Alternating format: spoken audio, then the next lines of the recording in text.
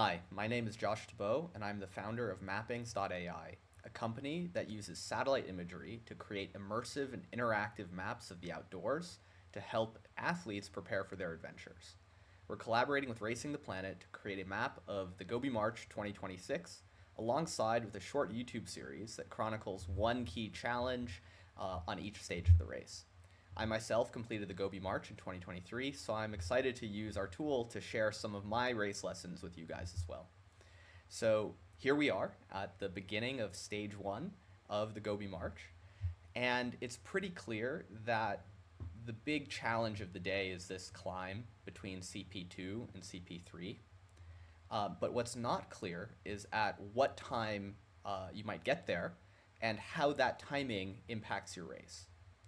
With the Mappings course simulation tool, though, you can plan all that out and begin to make some strategic decisions based on this simulation. So imagining that your grade adjusted pace is about 5 kilometers per hour, you can teleport forward here to checkpoint 2 and see that at this point, an athlete's already been running for about 4 hours.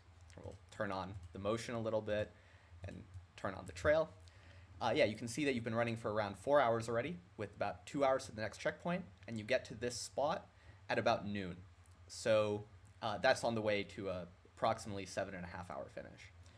So the kind of key lesson I think I would take here is with this big climb coming up, it's comes at a bit of an unfortunate time if this is your pace, since this climb is not only going to be strenuous, but it's also could present a heat management problem as it gets very hot in the Gobi Desert around noon. So a lesson I take from this is to load up on calories and electrolytes before even getting to checkpoint 2. So, as you plan out your nutrition, it might be good to have an extra salty snack heading into this checkpoint, and then refill your bottles with some extra electrolytes here, just to prepare for this difficult climb.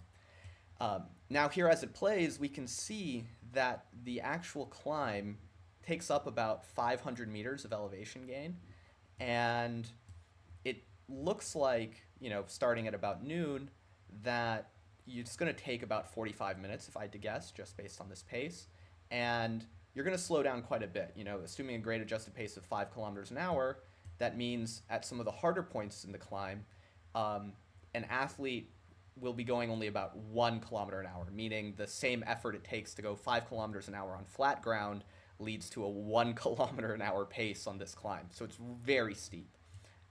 So as you get ready to prepare for the race, you might want to practice these 45 to 1 hour long climbs with a fully loaded backpack, assuming that it takes about 500 meters of elevation gain.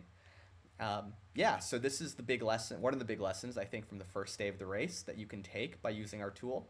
And yeah, for those who have already bought the Mappings course simulator, I would suggest checking this part out right after the climb. I'll do a little hint here.